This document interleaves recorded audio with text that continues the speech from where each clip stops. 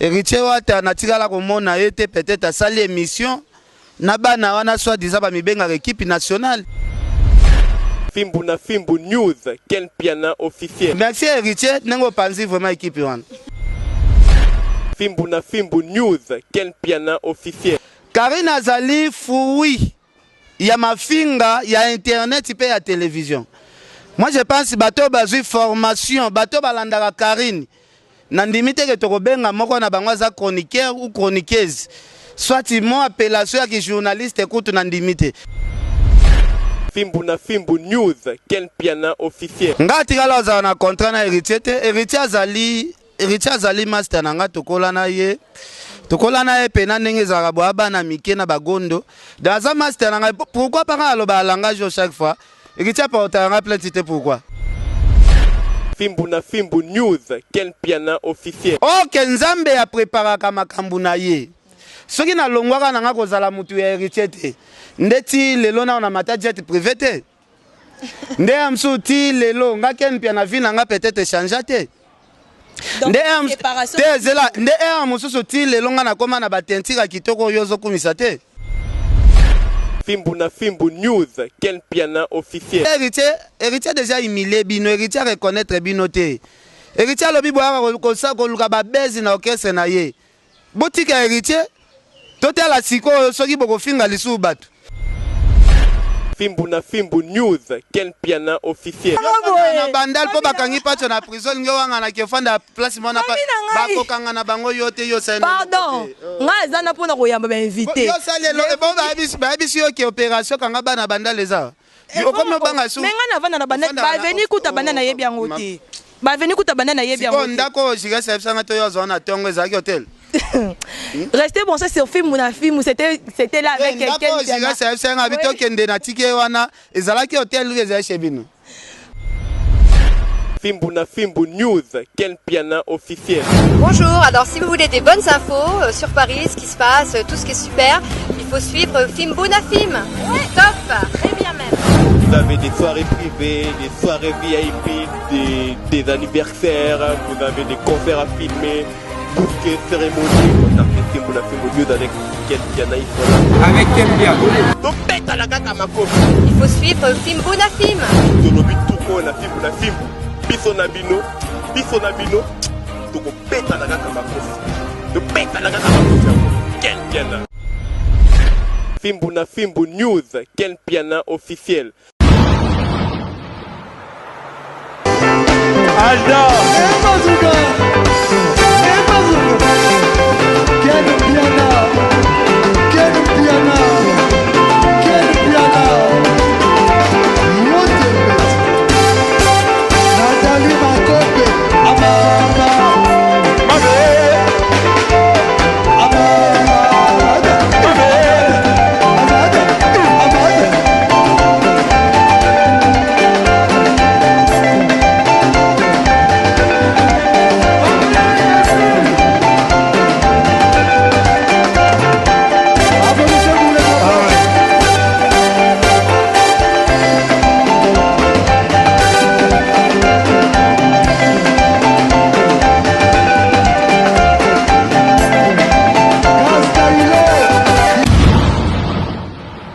Le cabinet Dr Hakim chez Bijosé, numéro 1 en Afrique en phytothérapie, spécialiste dans le traitement naturel sans opération de maladies telles que myome, kyste, fibrome, hernie, prostate, hémorroïdes.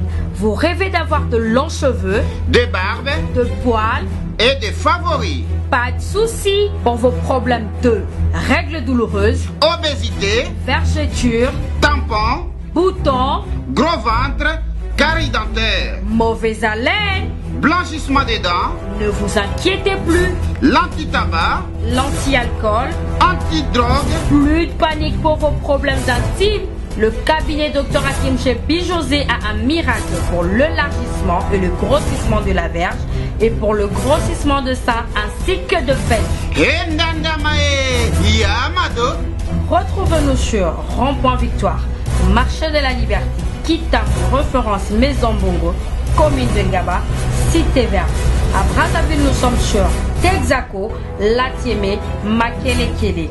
089 86 27 692 081 99 91 102 05 360 82 26 et 04 487 51 15. Docteur Hakim Alobi, maladie nyonso ebikaka sauf La vieillesse et la mort. Merci fidèles internautes, bien obosivement li bakou malam ya kolona biso depuis partout dans le monde entier. Nabi ke boza ebele Olanda biso na fimbu news ya Ken Piana autrement appelé Pito Pale yende le chief ya film na fimbu news. En tout cas, je vous salue la personne mbote ebele bisika bozali ngapi mama Lix 24 na lemno ya trop nabi ke micro bozo benga nga trop mama Lix mama dans na lingra bino mingi na lela bino ya trop ebele ba o ba s'abonner te bo continuer ko s'abonner massivement ba oh pe bo s'abonner déjà na film en tout cas eza esengo ba ke boze be donc bo limba biso te bo continuer kaka wana ko zalona ko soutenir biso partout dans le monde entier. Alors fidèles internautes, ba news eza ebele et puis ba analyse eza ebele vont to développer le lot na mbi Ken Piana oyo azalaka bongo le patron le chief ya fimbu na fimbu. Ken Piana, bonjour. Ouais, bonjour 24 de Lix. Donc na pesi mbote, merci ndenge vraiment. Otielinga micro lelo lisusu toza mardi, donc plaisir à trop. Namoni obendi beauté, chemise kitoko makasi et puis namoni tempe na lelo namoni bimi kitoko makasi. Teo ça l'émission na kati Afrique, Afrique eza poussière, Afrique eza mulunge, Afrique eza na typhoïde, Afrique eza na malaria. Donc tout ça l'émission rapport na to sepelisa bandeko ba Olanda biso. Merci Pito Pale makambu Pito Pale koti na internet na la muki na moni ba vidéo moko vraiment et ça linga mutema passe na lobby na robo mona mutema te na répondre pour to ça l'analyse. Pito Pale lelo to moni héritier Watanabe, les boss live, il y a la team Wata. En plein écran émission, il y a Mike Lokamba alobi ke ayebi équipe nationale T. Je sais pas ce qu'il y a pour moni vidéo ou comment.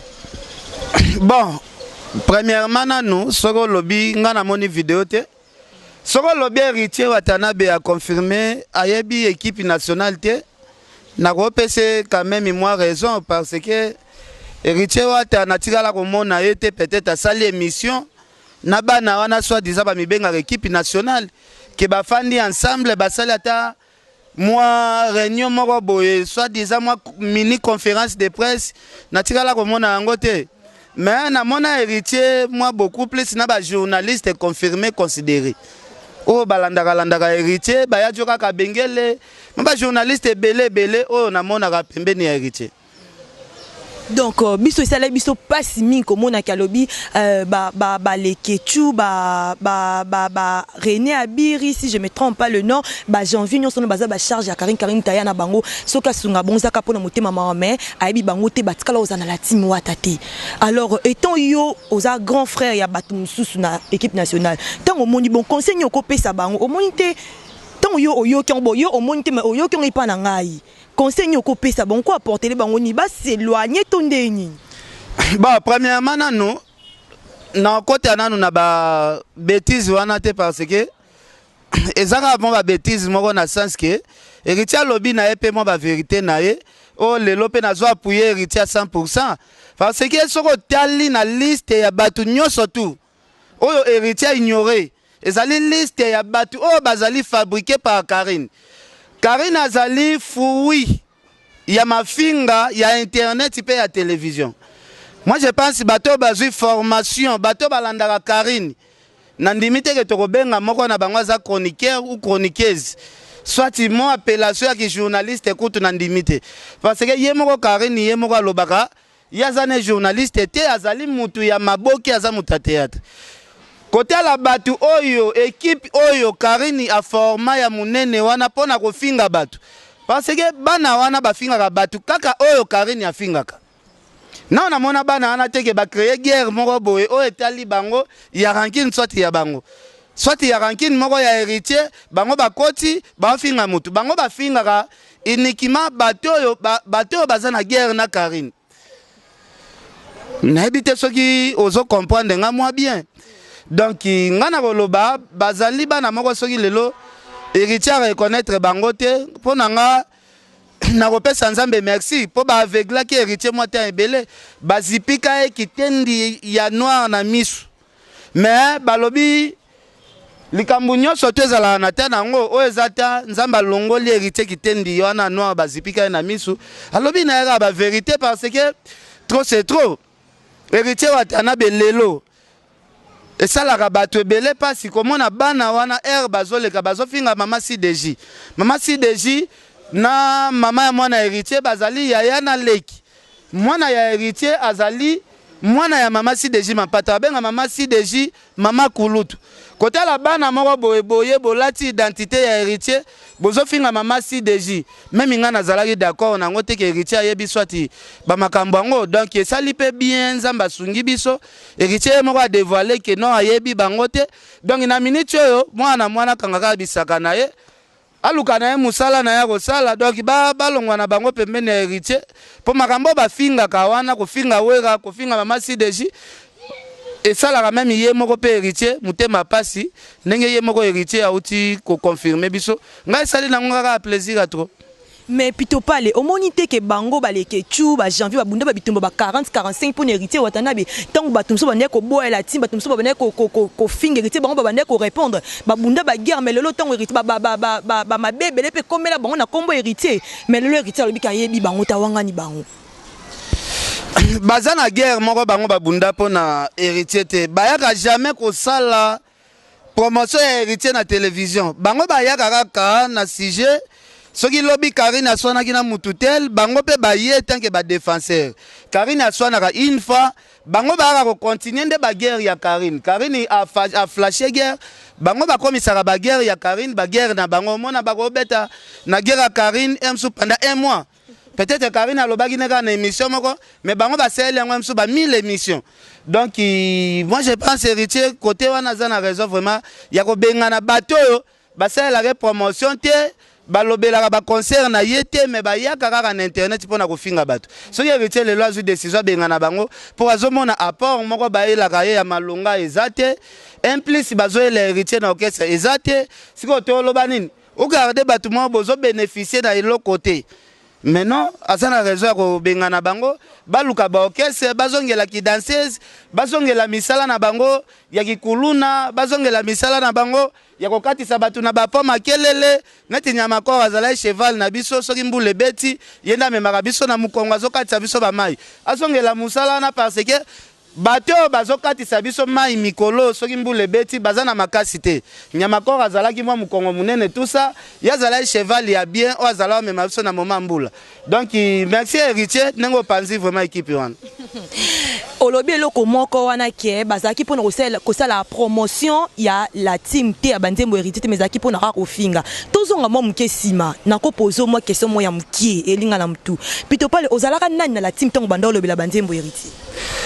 bon na contrat mo bo signaka na yo komé banda ko tambola ndeni ngati kala ozala na contrat na héritier te héritier azali master na nga tokola na ye tokola na ye pena ndenge ezalaka boya bana mike na bagondo dans un master na ngai pourquoi pas aloba langage chaque fois héritier porta nga plainte te pourquoi pour ayebi ke wana camarade na nga ezalaki orchestre masa na biso totiaki yango poa totie poati disque bimi tosalela yango mama na promotion na asir bomona première disque héritier bato ya mbanga neti bakeni pia na komi tozalaka disque wana esala makambo nango première chanson ya héritier lancé ya BM tosalela yango mama na promotion ya kindoki ya liwa héritier moko pena santaki BM wana pena ken pia na simba promotion ya BM donc BM simba tozala na système totambola na ba flash kenzembo ya héritier na tozokende kopanza ngo na baba ozoka mpa topanza na baba nazopesa bato ba chaîne télévision ezalaki ngai fils et fil na ndeko na biso pacho refi na gabana basele na yajoka kabengele wana série wana tozaka ka bongo ozoka mpa ti album wana retirada mobimbe yo sila donc ba journaliste mususu ba parvenant wana neti ba Karine bango ba ye koya na sima So Karine aye koya na molimo ya mvutima. Yango bomona Karine azwa libanga te na générique ya retirada. Retirada wana eza batu bazwa mabanga ezali ngai na pas tuer refi parce que biso nde to bandi na héritier na débit.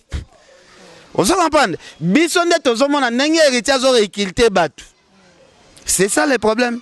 Mais yo olobelo comment a ke bino nde bosalaka promotion ya retirada. Mais nga natali wata na émission ya ye na Mike Lokamba lobi ke na sortie officielle attaque chroniqueur mon côté attaque chroniqueuse mon côté azala na bande ko nga bolimisa na wasala ki songi tenga na lobako na mona na vidéo attaque chroniqueur mon côté attaque chroniqueuse mon côté azala wana pour na promotion ya nzembo wana o nga natali na vidéo lelo. OK, merci beaucoup. Héritier Watana besoki azawa na Holanda biso boluka émission moko pena bosalisa boyamba héritier na plateau o nga naza otiele héritier kiti awa otiele nga kiti awa ngana héritier to sala débat contradictoire biso mibale héritier wataza conscient conférence de presse na ye o asalaka ezaka na Romeo Golf o abengisaka ba journaliste apesaka ba invitation na nga nazwaka ngo na ndako ya héritier ya sortie officielle na ye avant asala sortie officielle ya concert ou abetaka tokendaka na conférence so yebisanga conférence de presse o tokendaka na Romeo Golf. Est-ce que série wana héritier déjà BMC bimi héritier betaka concert na Romeo Golf? Est-ce que wana BMC bimi biso toza batu oyo tobandi na héritier na débit na ye ozo comprendre ti BM wana ebimi chanson promotionnelle ebimi tozana héritier yo yebisanga teke kutu nzembo mo boye yaka ko bima par hasard bozara soki nzembo moko ayembelaka jomo boye na Brazzaville soki ya mariage wana BM ebimi na nute na habite so jira simalela ko yeba lisolango nzembo moko ebimaka boye héritier ayembelaka ezaka lisola mariage mo boye ayembelaka jomo ka Brazza na nzembo wana na bandi ko sela ngo promotion na panzi yango na ba Facebook na panzi yango na ba WhatsApp na ba groupe héritier pekisanga lobi non ken ko sala promotion nzembo wana te wana za nzembo ya kala.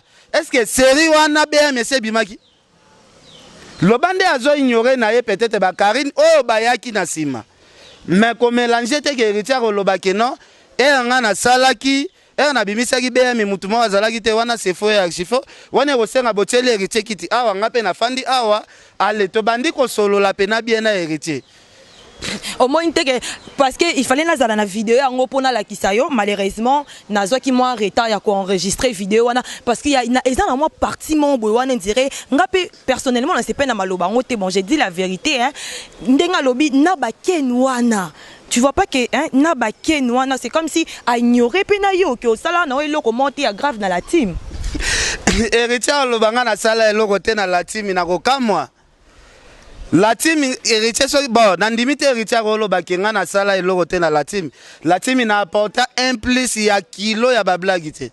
Na l'accès bango ke na joueur moko boye oza na capacité ya ba Messi ya ba Cristiano na sens que premier album na Simba promotion nango na maboko.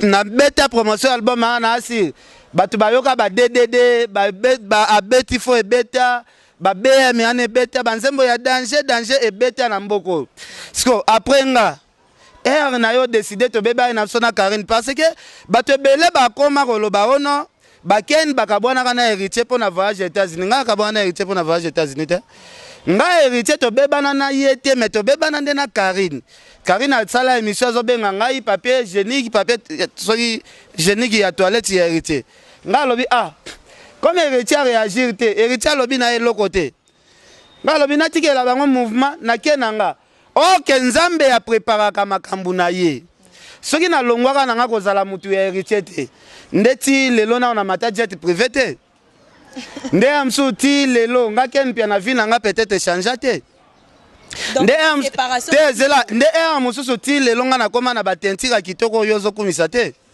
nde mususu ti lelo na matana no ba avion international wana teke na keti ki 2 semaines te ozo comprendre koka bwana na héritier epesi nga ba opportunité ebele lelo zo mona ba mapangu donc lelo zo mona bana mususu babotami donc nazwi mo makambo ebele oyo na imagine te nakokabwana ya Laura Chou na man ke Laura Chou moi Dubaï donc séparation on a vraiment ndeti séparation yo na la team epesa makambo ndenge moko pe bon epesanga makambo na sens na ngame na lobi te ke héritier nenga zana pe asaelanga pe loka malonga te héritier pe asaelanga mwa makambo ebele oyo ifo nazala pe reconnaissant aza musicien ya liboso na RDC nazwaka problème na justice aza musicien ya liboso oyo vraiment défendanga atiala en danger atielanga ba avocat na longa pe procès yango en tout cas merci héritier aza musicien ya liboso ya mboka na biso oyo afutelanga billet ya kokenda Afrique du Sud aza pe musicien ya liboso lisusu na RDC oyo afutelanga deuxième billet lisusu ya kokende lisusu kaka Afrique du Sud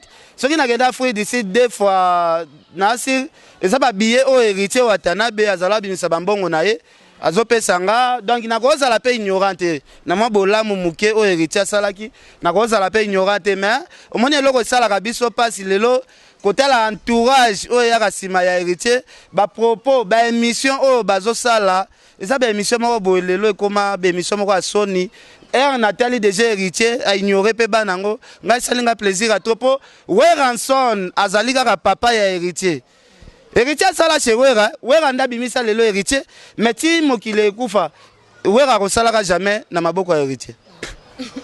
Merci Ken Piano to komo koma msope na skot komo koshite na mona ki titre moko na fimbu ke papa ya papa ya Pacho RFI a bengi yo quelque chose boye.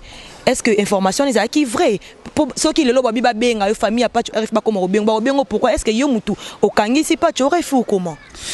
Bon makambo ya Pacho makambo ya famille moni papa Pacho aza papa nanga Mama Pacho aza mère nanga ngana kobeta masolo ya ba para Pacho na caméra te mais na lobaki soki problème ko ina famille bozala na maîtrise parce que makambo ya internet makambo ya benjir o nini eza nango ba dossier mo boye pe famille ko sangana pe bakepa wera peut-être bake kosenga msu ba pardon et ko lekana ngo mais ya ko accuser msu Keni na makambo yango bon na ebite pourquoi ba zokotisanga vraiment na kati ya makambo yango parce que Pacho abandaki be émission na ye ya ko critiquer mama CDJ Mapata ngai nazalaki mutu ya liboso o nazalaki ko benga Pacho ponga moko na mona ike makambo o Pacho azosala moi danger pe ko yela ye donc nazalaki mutu ya liboso ya kobenga lelo bato bele nazomona ba sala ba commentaire bino na ba chaîne na bino ya YouTube bozwaki Pacho ba interview oh Pacho azofinga bokotisi yango na ba site na bino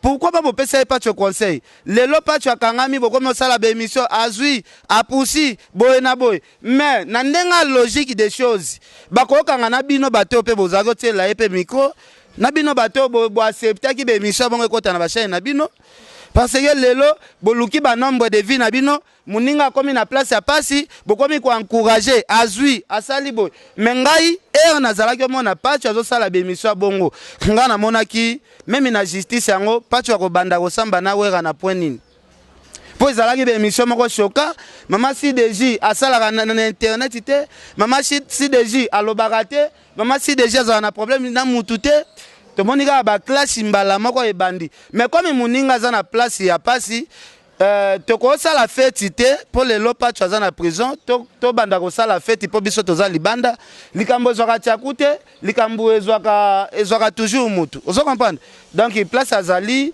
nzambe na ye na nzambe bakoko na ye peut-être bakosunga ye donc ekosala bien. Merci Peto comme okoma na suka na landi sous vidéo moko ya Lekechu alobi bango balanda kaka o Sankara bande ko sala ceux qui le bazo ba miko pa ba kota ki na moi jona parce que Sankara pe a choka ba famille belé bango balanda ki kaka ndenge Sankara finga ka ndenge Sankara sala ka yango bango balanda bazande ti batumso ba bazane école ya vieux Zacle ya vieux Zakari ba so bango pe alobi ke non bazane école ya Sankara pona propos no o Lekechu alobi okoloba nini. Merci beaucoup. Lekechu, dans mon arasala, mon théâtre nae, emsa fingi na ebiso ba journaliste, ko finga na tinga ken piana na okangsa na yote. O fingi sigasi malele, okangsa na yote. O fingi docteur Hakim okangsa na yote. Po biso toza mitema ya okangsa batute. Mais kokoma na niveau ya kofinga mama responsable comme mama CDJ.